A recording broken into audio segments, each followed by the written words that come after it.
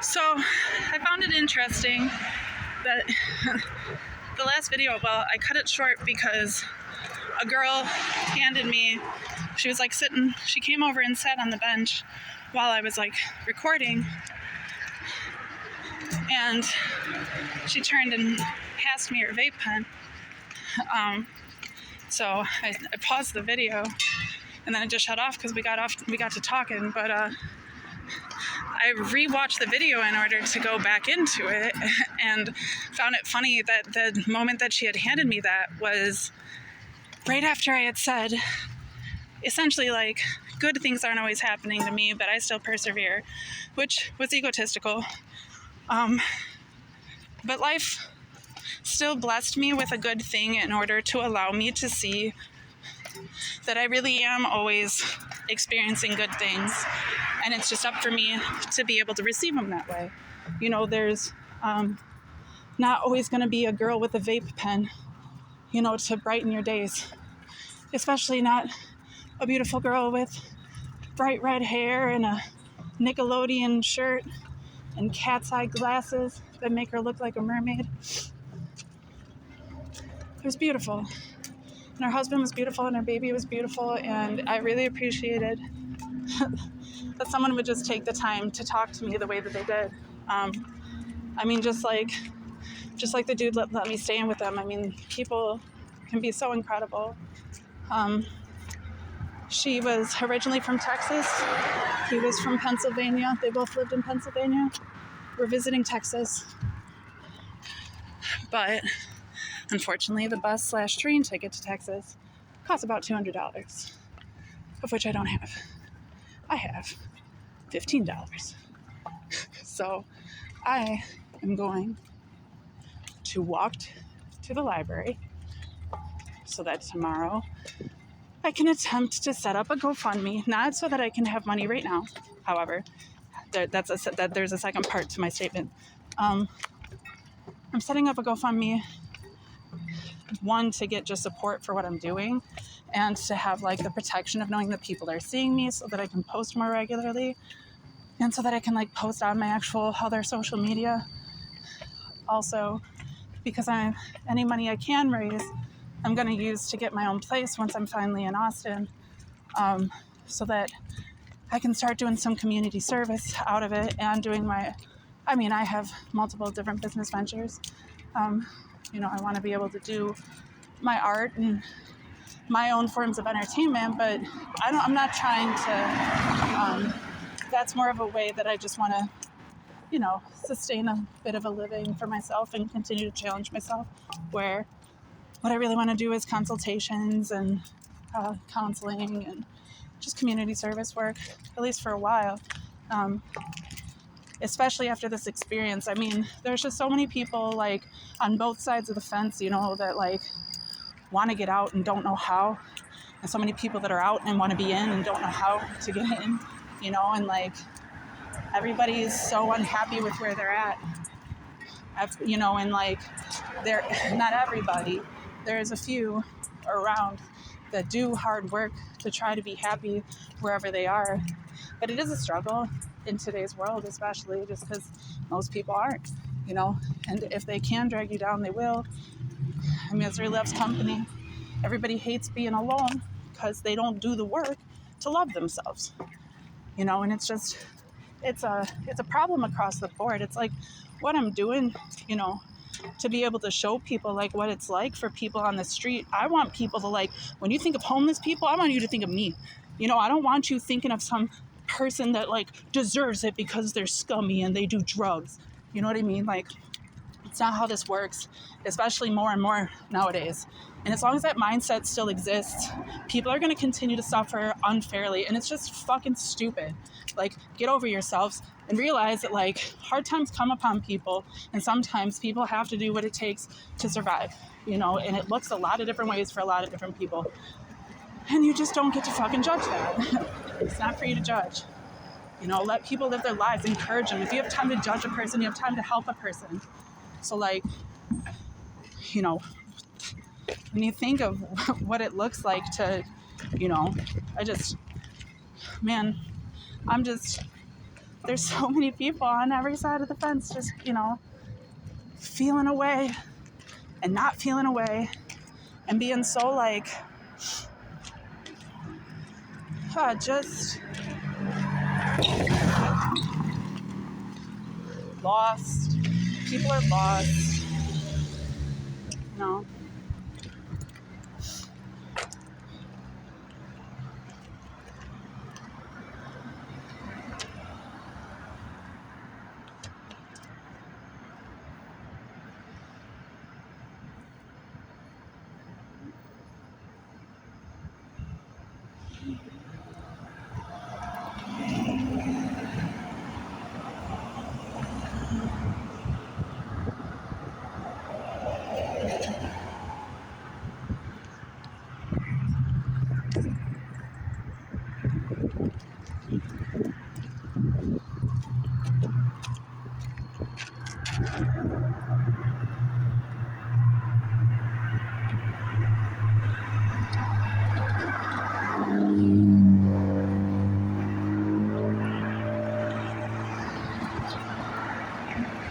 Oh, I'm still recording. I'm at an intersection. I forget what I was saying.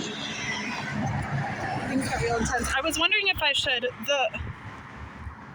the button's all the way over there.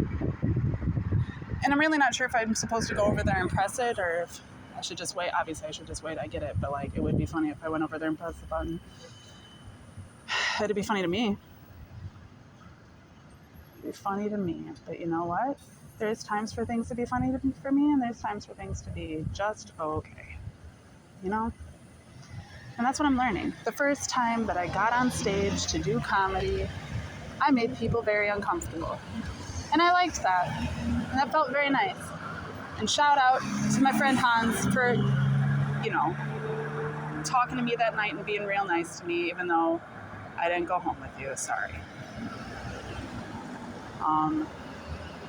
But at the same time, it's because of how intimidated I am about how good in bed you are. I knew I couldn't keep up, especially not after I just put it all out on stage. And I just didn't want to embarrass myself as I just got into town. You're such a sex god, and I couldn't compare. So I really appreciate that you didn't hold that against me that night and that you were still nice to me the next time that I saw you and that you received one of my dicks, and you're so nice. Thank you. Anyways, so there was this one time when I was in like second grade that I peed my pants twice and didn't tell anybody and just walked around with piss pants. And I've carried that with me my entire life. That's just the kind of guy that I am. And I just needed to get that out there. I don't remember what I was talking about before.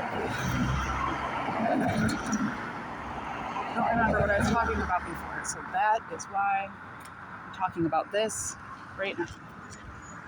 At this point, I'm just gonna go.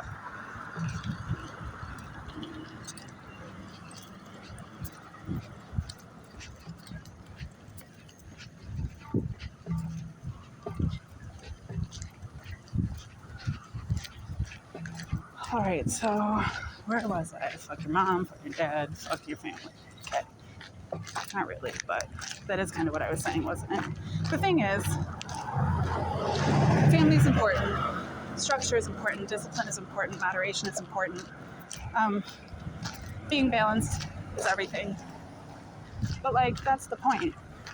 Sometimes like it's all on this different scale. There's some things that like balance out in tiny, tiny proportions, and there's some things that don't appear to balance out until you're like much further back. And as long as you keep trying to force things into that one narrative or perspective, you're going to continue to create a reality that is fucking short-sighted and not what you want it to be. Right now I'm yelling at physicists and quantum physicists, so get it together. Jesus Christ. Okay, now that that's over, I think it's really important that we get back to the subject that I was talking about before. The issue is that I can't remember it. I'm still high, which is so nice.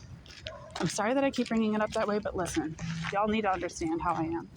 It's just how it is. Do I feel kind of bad about it? Yeah, when I say it out loud, because as soon as I say it out loud, I think about my pastor's wife, who has not been my pastor. I haven't gone to that church for years, but my friend, she's my friend. She can't be my friend when she's when my mom's her friend. Mom's not really her friend. I was honest with her, with my friend Kim. Like she was honest with me. We had a good relationship. But my mom isn't honest with anybody. And she could end the relationship to the point where, like, in order to be honest with Kim, I'd be calling my mom out. And I can't do that because she's my mom's friend. And God forbid I fuck my mom's relationships up. That's all I've ever been doing since my dad died when I was born. She's such a cunt. I know that these things, I'm sorry, that's me too. I need to stop. You know, I know that those things are internalized, like, so fucking deep that it's literally her personality. You know, I want to look at her with more grace, and it's true. Yeah, I mean, I can as long as I stop acting like a victim. All right, we're working it out. It's such a hard one. The mother wound is like, okay, so first off, the mother wound is like fucking really intense, right? Because like, that's the person that gave birth to you. That's the person who literally carried you in the womb for an extended period of time. Like, there's no way you can't be connected to that person, whether you've ever seen them or not. And like, that's just fucked up when you don't have a good relationship with them, no matter what the scale is. I don't care if it's just that you guys like don't properly communicate. That is still a hit. Like, it's still gonna affect you throughout your life unless you figure it out, you know. And so, but on top of that, like, I had so many, like, such significant daddy issues that were also being like really like exemplified. Is that the right word? No, like, blown out of proportion by my parents' misogyny, particularly my stepdad's like macho, masochistic, you know, way of being. And like, it just I don't know, man. It really, like, when I didn't realize for the longest time. I knew my issue was my mom for a long time. Like, not that my issue is my mom, my issue is everybody and everything and me. You know, like, it's all just a reflection of me. It's not that it's anybody in particular. It's like certain things. It's not even my mom. It's like the way that she is, you know. And like, I try very hard to receive it differently. I don't think I have to like her. I can still love her. And I try very hard to, but I always end up, like, specifically with her, like, just getting way too codependent and giving too much, and like, it's sick. It's just not good. But yeah, it took me so long to even realize, like, I'm so dumb. Because, like, I'll realize things, and then it'll take me, like, 20 years before I actually, like, realize it. Like, I'll be saying some shit for 20 years before I understand what it means. I don't mean to. I think I know what it means, but I'm, like, a little bit tarded. I really am. I genuinely am. I have brain damage. So I'm allowed to say it. Because that's how the rules work. Fucking rules. Anyways, I mean, I care about respecting people. I care about not hurting people's feelings because, like, it hurts. But at the same time, like, I also don't believe in coddling.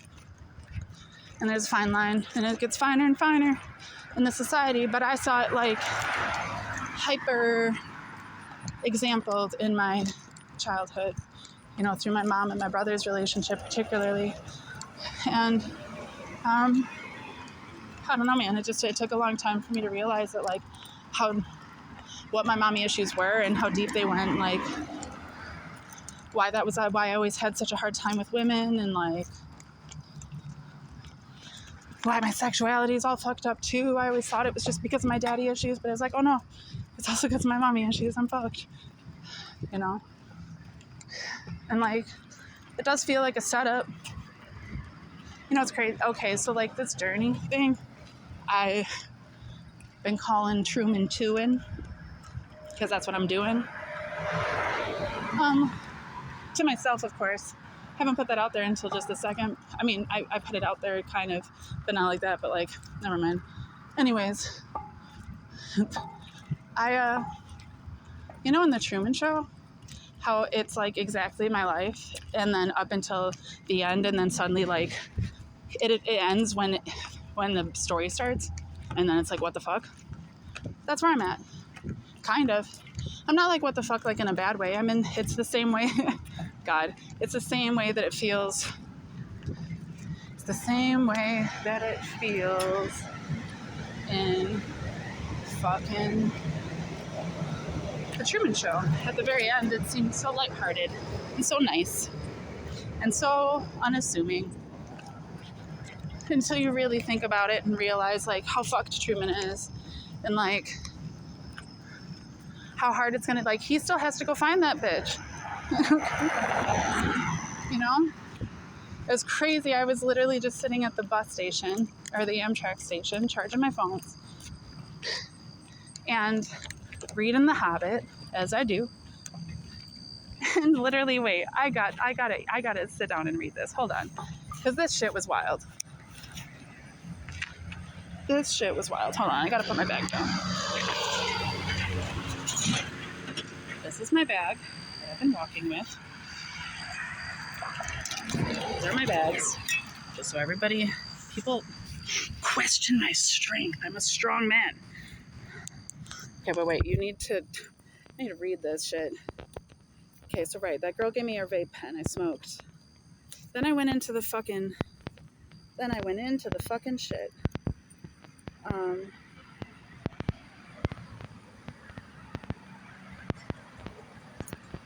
Okay, so then I'm like in the fucking bus station and this mom is talking on the phone, on speakerphone. She's talking to her son, who is somewhere else. His daughter, who's about 5, is sitting next to her, and her other son, his brother, who I assume is younger than him because he looked youngish, and I could hear the dude talking on the phone and he sounded older.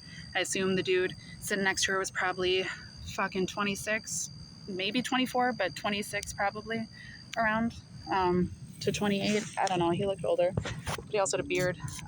Sorry, I need bug spray. So they're sitting there talking on speakerphone to the dad, talking about fucking the mom, and talking so loud that literally everybody in the place, like, they thought it was funny. Like, everybody in the place was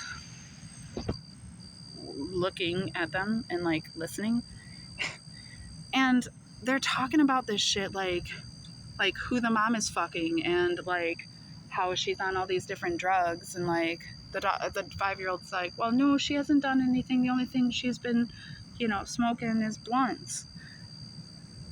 And like, then she's like, no, I think she's with D. Swayze because he pulled up at the house and that, like, which, like, this is like this little redhead girl. She looks so adorable and precious. And I'm just like, why is she talking about this? Like, why is this something that she's involved in? And why does she know so much about it? And why does she have such a strong opinion about it?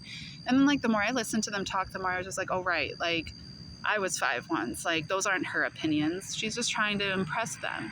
And literally, as I was thinking about that, I hear her dad and the way that he's talking about her mom.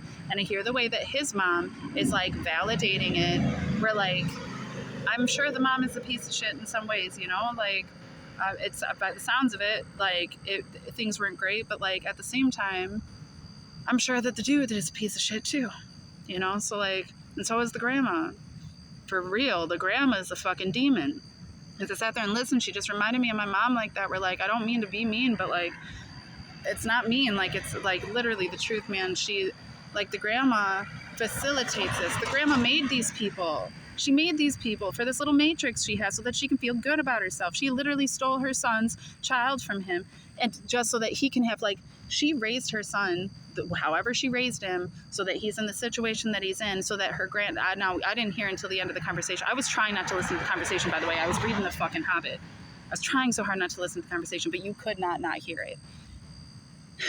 But by the end of it, it was just like, and I was really struggling because I was like, am I supposed to say something? Like, because they're making everybody part of this conversation. Like, I don't even feel like it'd be inappropriate and they'd be like, it ain't your business. And be like, well, you're making it everybody's business because it's up in my fucking face. Like, Jesus. But at the same time, everybody else is being respectful.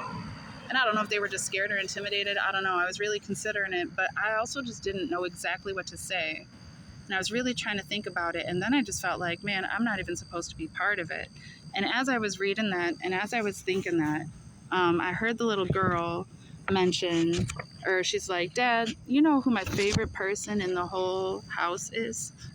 And he said, who? And she said, you and whoever, I assume another kid is, or maybe the brother. I don't know. But even just saying that, like, I was already on the thought process of, like, putting myself in her shoes and remembering how I was at 5, and it was like, right, she's just trying to impress them. And then immediately she says that. And so as I'm thinking about it and, like, questioning, like, okay, what am I supposed to be doing here? Like, aside from, I'm just trying to read, you know, and I'm just trying to charge my phones, and I'm not trying to say anything, but I'm, like, feeling like, am I supposed to be saying something? It just, okay, so let me see.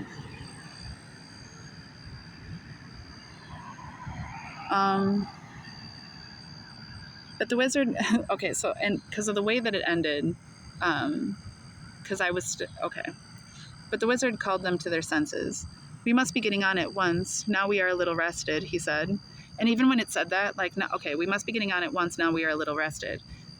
And when I read that, I felt like it was a message to me, but I didn't move. I just continued to read on. And it said, they will be out after us in hundreds when night comes on, and already shadows are lengthening. And as I'm sitting there thinking about it, like, it's feeling like, okay, this feels like it's talking about, like, these people, you know what I mean? They can smell our footsteps for hours and hours after we have passed. I'm on foot, fucking walking through the city. We must be miles on before dusk. It's fucking like 11 o'clock at night. There will be a bit of moon, and if it keeps fine, that is lucky. There is literally just a sliver of moon. Jesus Christ. Not that they mind the moon much, but it will give us a little light to steer by. Thankfully, I'm in the city. I got more light than that, but regardless. Oh yes, he said in answer to more questions from the Hobbit. You lose track of time inside goblin tunnels. Today's Thursday, and it was Monday night or Tuesday morning that we were captured. I didn't check. What fucking day is it? I'll get back to you. But if it's fucking Thursday, Truman. That we were captured. And we have gone miles and miles and come right down through the heart of the mountains and are now on the other side, quite a shortcut. But we are not at the point to which our pass would have brought us. And at this point, I'm thinking about how I'm in St. Louis, where at this point in time, I hoped to be much further. When I originally looked it up, it said that it would take me 2.5 weeks to walk, if I were to walk consistently nonstop. But after taking the train to get to St. Louis, it says that it still will take me 9 days walking straight, which I guess, but I've already been out for like 3 weeks. I don't know. It just seems like the time is like, it really does feel like the time, like, and like shit has been like, so like, this has literally been like a game. Like, it's been like all of these different karma things, like teaching me like, how are you going to respond? And I've continued to respond poorly to a lot.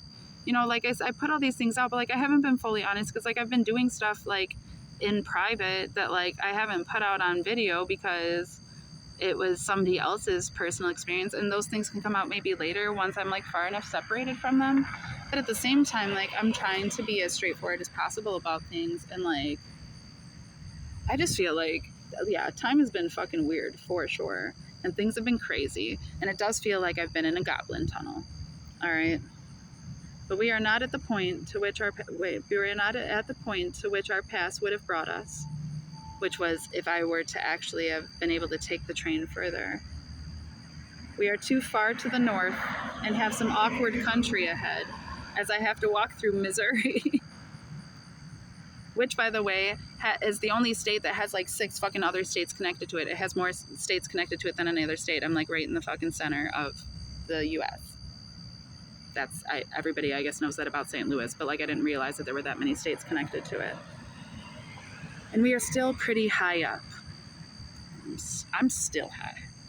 All right. And then it said, let's get on. And so I got up and I left.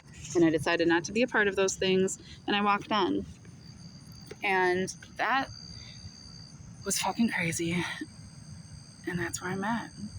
Oh, this has already gone over the time. Okay, so I see how this works. So now I have to continue going on. Otherwise, I'm going to post a 20-minute video and then a 1-minute video. And I hate that shit.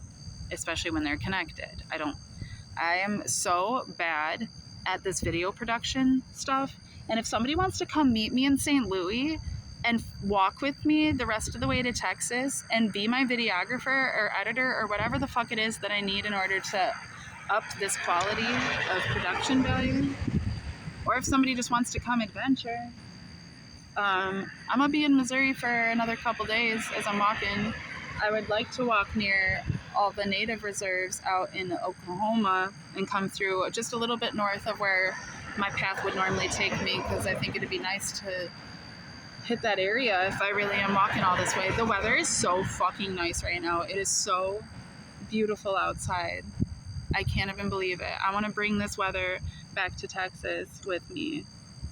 I mean, shit went wild when I left. Like, there's been like floods and like crazy. I mean, even when I got there was like ice storms and floods, like crazy shit. I want to bring this good weather down there because I know them people have been fucking struggling. All of my friends have been struggling, and I don't want that for them.